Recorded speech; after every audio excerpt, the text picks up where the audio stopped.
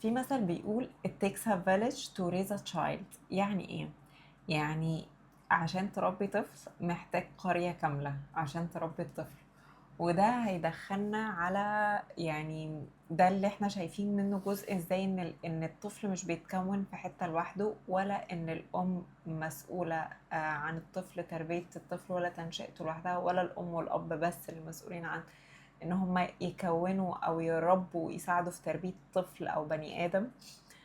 عشان بحس الامثله دي من اقرب الامثله اللي بتطبطب كده على قلبي لما بحس ان انا مش قادره او فرهطت خلاص من كتر المسؤوليات بتاعه الاطفال لا، التربيه حواراتها كتير. فزمان دايما كانوا يقعدوا يقولوا ايه، ما انا ربيت 4 و10 و11 وعادي. ما ليه ليه الاجيال الجديده كلها طالعه بتفرفر من عيل واحد او اتنين؟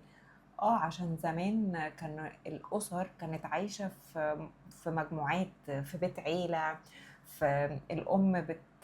الأم فعلا بتحمل وبترضع، بس في حد بيساعد، في حد بيربي معاها. مش القيم بتاعت العيلة دي كلها، بتاعت القرية كلها تقريبا شبه بعض. قيم المجتمع كله كانت شبه بعض.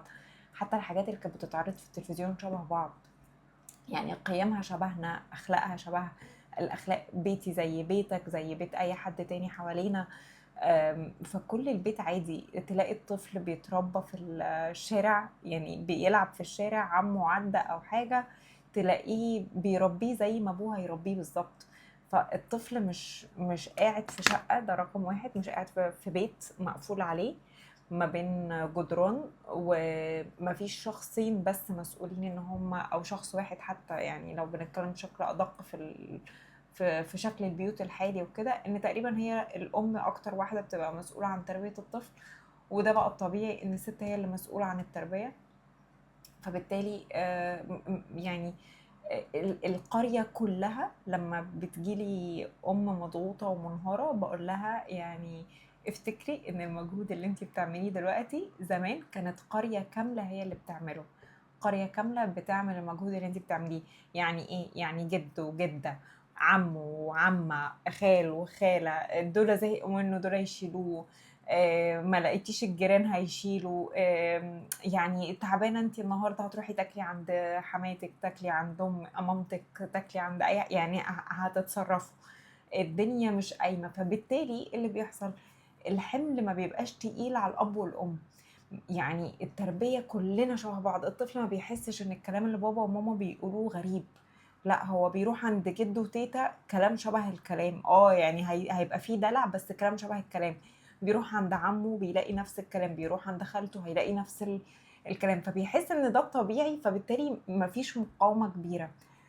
اما احنا بقى في الزمن الحالي، الاب والام بيبقوا عايشين تقريبا في حتت بعيدة عن اهاليهم.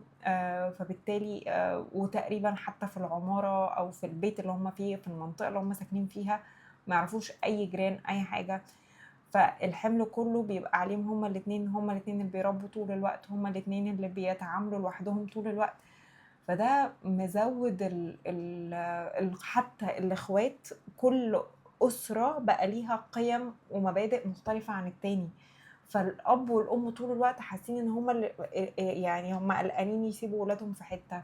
هما مش عارفين، لا اصل البيت ده بيوري شاشات، اصل البيت ده مش بيوري. طب دول بيركزوا في المحتوى اللي بيتشاف ده. فكل التفاصيل الدقيقة دي احنا بقينا بنركز فيها. نوع الأكل بقينا بنركز فيه.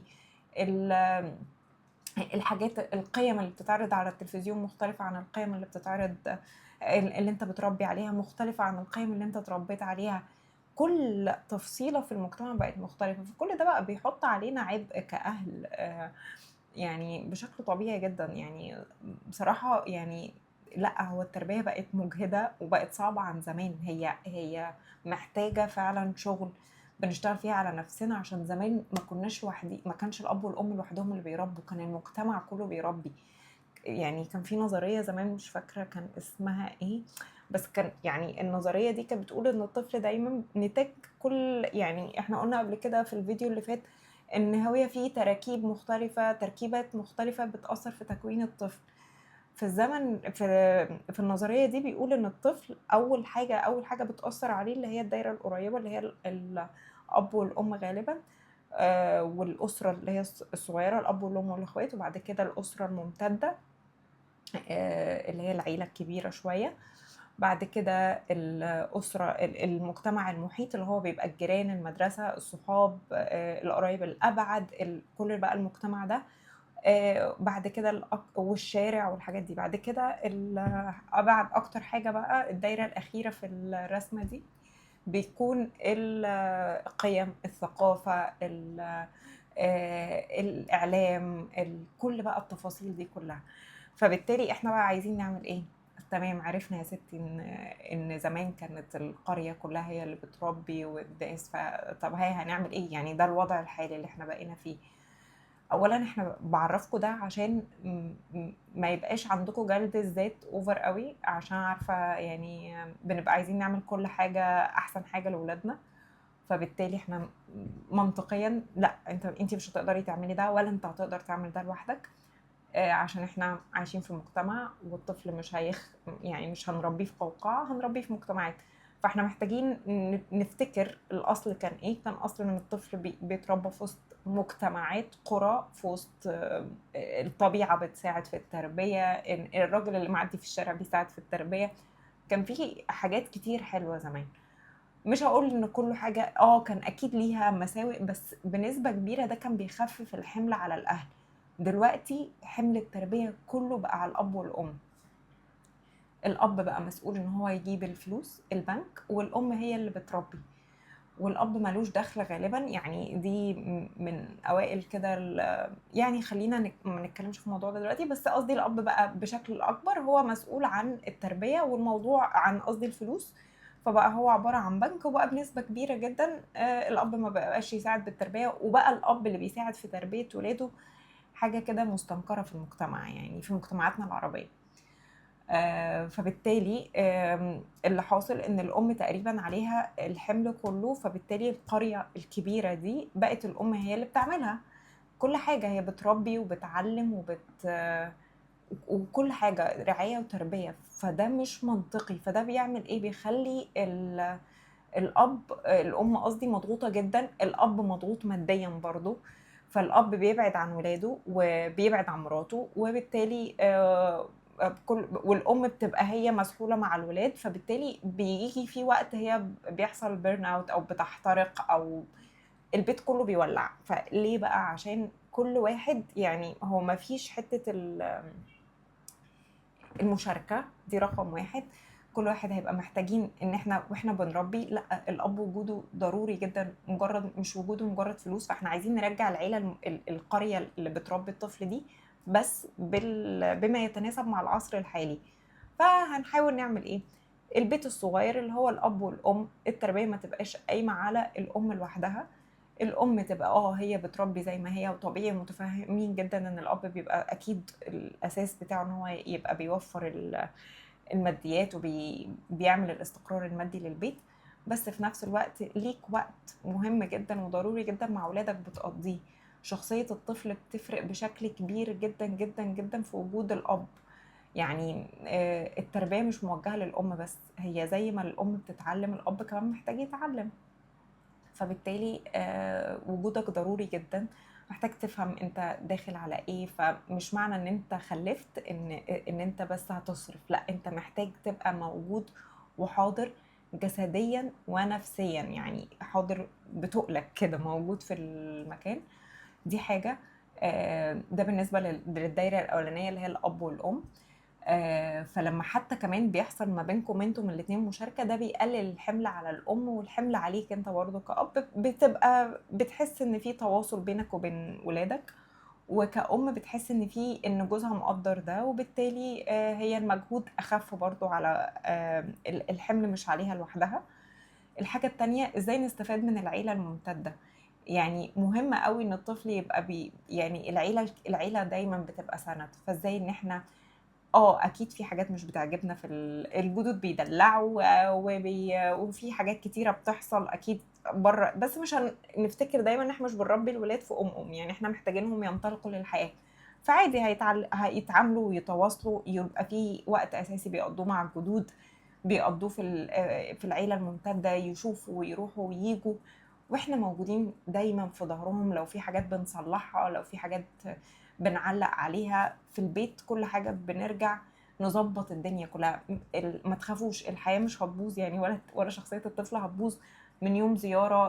طول ما احنا الحاجات الاساسيه متحافظ عليها عادي. لكن عادي الطفل بيبقى محتاج ان هو يشوف الجد وهو بيتعامل مع الاحفاد. الطفل بيبقى محتاج يشوف الدلع بتاع الجدود، ده بيبقى محتاجه بني ادم. انت في تنازلات انت مش هتقدميها بس الجدود هيعملوها. الطفل محتاج ده. طالما احنا ما بنشوفهمش بشكل يومي او مش عايشين معاهم، فمش مشكله، يوم في الاسبوع مش هيأثر على حاجه.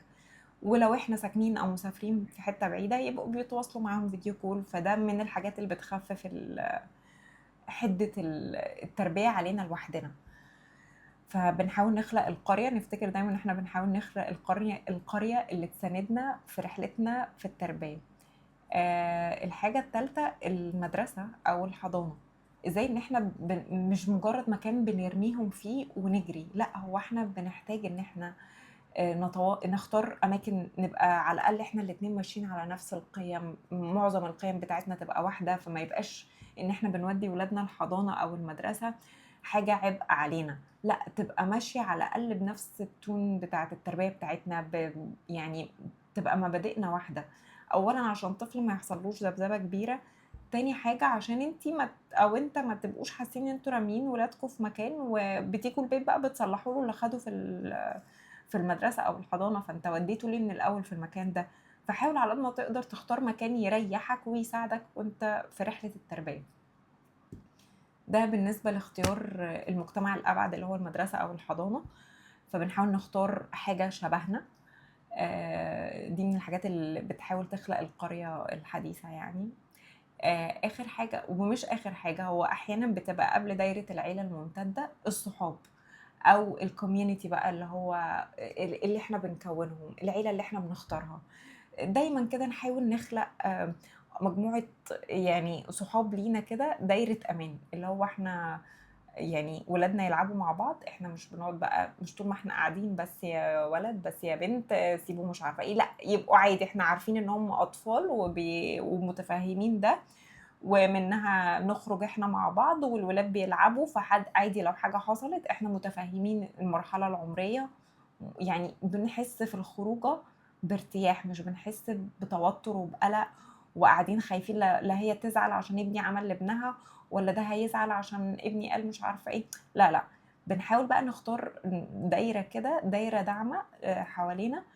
دي بتنفع بقى جدا. دي هتلاقوا نفسكم بترتاحوا في الخروج معاهم، مناسبة للمرحلة الجديدة اللي انتوا فيها في مرحلة الأطفال. وفي الخروج دي مش بتحسوا بضغط، هم عندهم أطفال وانتوا عندكم أطفال، فلو طفل عمل حاجة مش هتحس بإحراج، طبيعي. هتحسي فيها ان انت على راحتك وطبيعي. غالبا قيمهم بتبقى شبه القيم بتاعتك، والمبادئ بتاعتهم شبه المبادئ بتاعتك، بما انكم بتتقابلوا باستمرار. فبالتالي هتبقى مرتاح في الدايرة دي جدا، وهتبقى دي دايرة دعم وليك وفي رحلتك في التربية. تتخنقوا شوية فحد يجي عند حد، يبقى في كده اللي هي البيوت، تجميعة البيوت بنحاول نخلق لهم ذكريات حلوة بس في مجموعة آمنة. مش طول ما هم قاعدين لا ممنوع، لا مش عارفة ايه، لا، احنا متفاهمين جدا كل اللي بيحصل في القعدة، كبار وصغيرين. مش هنقعد مع ناس ما بتستحملش أطفال في الفترات الأولى. مش بنقعد مع ناس ما بتستحملش أطفال عشان هنخرج من القعدة دي أعصابنا بايظة، فهنطلع مضغوطين، فبالتالي هننكد على أولادنا، هننكد على نفسنا، فبالتالي هيطلع ده على الأطفال. فبنختار الناس اللي ولو هنقابل حد ما عندوش قدرة على احتمال الأطفال، بنختار المواعيد اللي نقابلهم فيها، ما تبقاش مواعيد قبل النوم أو أوقات الطفل تعبان فيها فمزاجه بيبقى مقريف بزيادة. ويبقى مكان يا ريت يكون مفتوح، ما تبقاش حاجة مقفولة، عشان الطفل يعني بيبقى أهدى غالبا في الأماكن الطبيعية المفتوحة يعني. دي والحاجة الأخيرة إن احنا نخرجهم في الطبيعة كتير. يعني نحاول نشوف أي مساحة خضراء في أي مكان، ننزلهم يتمشوا في الشارع، يشموا هوا. يعني افتكروا دايما إن الأطفال مش محتاجين أهل مثاليين، ولا اهل بيعملوا كل حاجة على سنجة 10، ولا اهل ماشيين بالورقة والقلم. الاطفال محتاجين اهل مرتاحين، والاهل عشان يبقوا مرتاحين لازم يبقى عندهم دعم، يبقى عندهم حاجات بيجيبوا يعني بياخدوا منها الدعم. الدعم ده مش هيلاقوه وهما الاتنين شايلين الشيلة لوحدهم. حاولوا تكبروا الدوائر بتاعتكم وتشوفوا ايه دوائر الدعم اللي حواليكم اللي انتوا تقدروا تبقوا مطمنين وانتوا سايبين ولادكم فيها. فعشان كده هي رحلة التربية يعني مهمة قوي، واحنا بنتكلم ان احنا نركز في الكلام ده، عشان التربية استحالة استحالة تقوموا بيها لوحدكم، هي نتاج حاجات كتير قوي، كتير قوي. فالطفل بياخد منك، بياخد من كل الناس اللي حواليك، مش انت لوحدك اللي بتربي. فدوروا دايما على دواير وشوفوا ايه يعني ايه الرسائل اللي دايما بيلقطها طفلك من الدوائر اللي بيتعرض لها كتير. فحاولوا تدوروا كده على دواير داعمة ليكوا كده في رحلتكم، ما تبقاش ضاغطة وما تبقاش بتوتركم. ويا ريت ما تفرجهمش على شاشات، الموضوع ملوش علاقة، بس يا ريت ما تبقاش من الدوائر الدعم ان انتوا رامينهم قدام الشاشات. يعني التربية رحلة، خلينا متفقين ان التربية رحلة طويلة محتاجة طولة بال، وهي بتبدأ من نفسنا. احنا لسه بنسخن ولسه بنحاول نفهم احنا رايحين على فين. يعني هساعدكم خطوة بخطوة بإذن الله. احنا الاتنين هنبقى بنتكلم، واحب اسمع آرائكم عن اللي بنقوله ده. ميرسي، شكرا.